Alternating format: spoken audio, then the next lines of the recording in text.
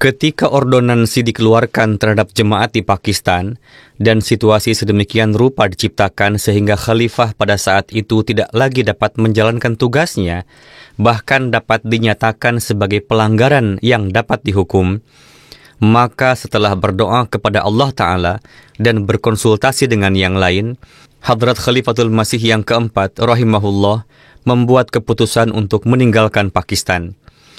Sekitar pukul 3 pagi ketika saya menerima telepon, saya sedang tidur di rumah misi di London. Jadi, pada pukul 3 pagi, telepon berdering. Saya mengangkatnya dan ternyata Masud Jahlami Sahib yang menelepon. Dengan hati-hati, beliau tidak menyebutkan nama secara langsung. Beliau berkata, "Apakah Anda mengenali siapa saya?" Saya menjawab, "Ya, saya mengenali siapa Anda. Kita pernah belajar bersama." Beliau menjawab, "Benar." Kemudian saya bertanya, "Mohon beritahu, mengapa Anda menelepon?" Beliau berkata, "Saya menelepon untuk memberitahu Anda bahwa Huzur akan datang kepada Anda. Beliau akan datang ke Inggris." Mendengar ini saya terkejut, tetapi tidak langsung terfikirkan oleh saya kapan Huzur akan tiba. Berdasarkan pemikiran saya saat itu, saya berasumsi bahwa jika Huzur akan datang, itu biasanya terjadi dalam 1 atau 2 bulan, atau mungkin beberapa minggu kemudian, sama seperti ketika Huzur melakukan tur internasional. Saya menganggapnya sebagai kabar yang serupa. Saya bertanya, "Kapan Huzur akan tiba?" Beliau menjawab, "Jam berapa sekarang?" Saya berkata, "Sekarang pukul 3 pagi. Dan salat fajar pukul 5. Beliau berkata, "Sekarang pukul 3 dan pesawat Huzur akan mendarat pukul 8 pagi. Huzur telah berangkat dan pesawatnya telah melewati wilayah Asia dan memasuki wilayah udara Eropa. Kami memberitahu Anda sekarang." Mendengar berita ini, saya benar-benar terkejut. Istri saya ada bersama saya. Beliau juga bangun dan bertanya, "Ada apa?" Saya berkata, "Kami baru saja mengetahui bahwa Huzur akan datang." Secara tiba-tiba, gelombang kecemasan menghantam kami.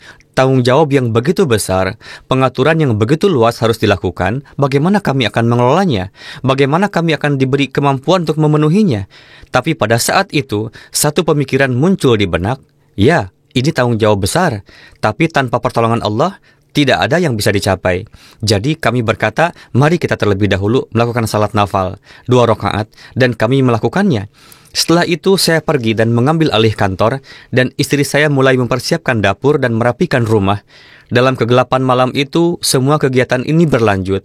Semua persediaan dan barang-barang dibungkus dalam spray dan dipindahkan ke rumah tamu. Setelah salat subuh, segala sesuatu mulai bergerak maju secara bertahap. Para wanita juga tiba, begitu pula para pria. Semua orang mulai berpartisipasi dalam pekerjaan, dan semuanya berlangsung secara bersamaan. Setelah salat subuh, diadakan pertemuan Majlis Amilah, mungkin berlangsung sekitar 15 hingga 20 menit. Saya berkata, waktu singkat dan pekerjaan banyak. Oleh karena itu, saya akan mendelegasikan tugas-tugas. Setiap orang yang bertanggung jawab atas departemen tertentu harus berdiri, meninggalkan pertemuan, dan mulai bekerja segera. Misalnya, sekretaris Ziafat harus pergi dan mengelola dapur. Orang yang bertanggung jawab atas keamanan harus mengambil alih keamanan. Dan banyak tugas lain, seperti mengatur transportasi, akomodasi, dan berbagai tugas kantor lainnya. Jadi saya menugaskan setiap orang tugas mereka, dan dalam 15 hingga 20 menit, operasi kami mulai berjalan. Rencana telah ditetapkan dan terjadi persis seperti yang disarankan. Pesawat Huzur pertama kali mendarat di Amsterdam, Belanda, dan jemaat diberitahu dari London bahwa Huzur akan tiba dan pengaturan perlu dilakukan. Anggota jemaat juga telah tiba, dan saya menekankan kepada mereka bahwa segera setelah Huzur tiba, mereka harus segera memberitahu kami. Namun, karena suatu alasan, informasi tersebut tidak sampai kepada kami dengan segera, tetapi saya memahami bahwa mereka pasti sedang sibuk dengan tugas-tugas mereka sendiri. Sementara itu, kecemasan membuat saya semakin sulit untuk duduk tenang di kantor. Huzur akan tiba, pesawat dari Belanda akan mendarat, tetapi masih belum ada informasi. Kami menelepon rumah misi, tetapi tidak ada orang di sana. Semua orang telah pergi ke sana. Kami sangat khawatir. Saya mondar-mandir dengan gelisah. Kemudian tiba-tiba dari kejauhan, seseorang datang berlari dan berkata, "Ada telepon dari Huzur. Cepat, ada telepon dari Huzur." Mendengar itu, tubuh saya terasa hidup kembali. Saya berlari. Saya pergi dan berkata, "Assalamualaikum Huzur." Huzur menjawab, "Waalaikumsalam." bagaimana kabar Anda? Saya berkata, Huzur, saya baik-baik saja, tapi bagaimana kabar Huzur? Huzur berkata, dengan karunia Allah Ta'ala kami baik-baik saja. Kami telah tiba dan kami mengubah penerbangan kami. Kami tidak jadi akan tiba pukul 8, melainkan pukul 10. Bahkan sekarang saya berpikir bahwa mungkin Huzur mengubah penerbangan hanya untuk memberi kami para jiwa yang malang ini lebih banyak waktu. Atau mungkin ada kebutuhan lain. Tetapi bagaimanapun juga kami mendapat 2 jam lebih. Meski demikian, waktunya tetap singkat. Ada tantangan besar. Salah satu tantangannya adalah bahwa pada saat kedatangan Huzur mungkin timbul beberapa komplikasi. Pada saat itu, visa tidak diperlukan untuk datang. Beliau bisa masuk dengan paspor Pakistan. Itulah hukum yang berlaku saat itu. Tetapi petugas imigrasi memiliki wewenang untuk mengizinkan atau menolak masuk. Jika nauzubillah petugas menolak seseorang untuk masuk, maka akan menjadi tanggung jawab maskapai penerbangan yang sama untuk segera membawa penumpang itu kembali. Fikiran itu sangat menakutkan. Nauzubillah jika sampai terjadi. Apa yang akan terjadi? Sesuatu harus dilakukan tentang hal itu. Allah Ta'ala juga telah mengatur untuk itu. Masalah kedua adalah membawa Huzur dari bandara ke masjid. Jemaat tidak memiliki mobil yang layak. Jenis mobil yang kami miliki sering mogok di tengah jalan. Mobil tersebut masih bisa kami gunakan untuk bepergian, namun tidak layak untuk digunakan oleh Huzur. Tidak ada satupun mobil yang layak saat itu. Kami memang memiliki mobil tua, tapi tidak dapat diandalkan. Mobil itu akan mogok di tengah jalan.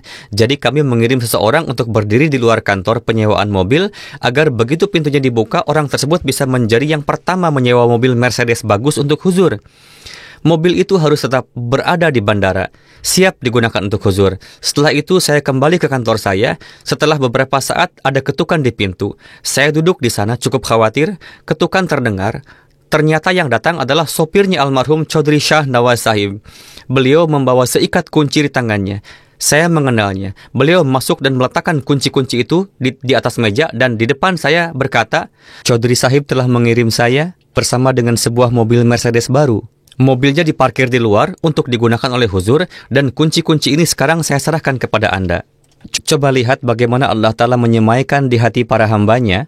Mereka pasti telah menyadari atau memiliki pemikiran. Allah Ta'ala pasti telah mengilhami mereka bahwa ini adalah momen untuk berkhidmat. Segera sebuah mobil baru tiba dan kemudian mobil itu untuk melayani Huzur sepanjang tahun. Pada akhir tahun biasanya beliau datang lagi untuk menemui Huzur dengan membawa serta foto-foto dan detail mobil Mercedes terbaru. Lalu berkata, Huzur, silahkan pilih salah satu dari mobil-mobil ini. Model manapun yang Huzur pilih nanti, mobil tersebut dengan spesifikasi yang persis sama akan dikirimkan kepada Huzur. Lalu beliau mengatakan, ada permintaan kecil dari saya yang lemah kepada Huzur. Dengan segala kerendahan hati, mohon kiranya Huzur berkenan mengembalikan mobil lama yang telah digunakan oleh Huzur untuk dapat digunakan oleh saya dan keluarga saya. Ini hanyalah contoh dari seorang hamba Ahmadi yang terkenal di dunia. Tetapi dalam pelayanannya kepada khilafat, beliau tidak tertinggal dari siapapun.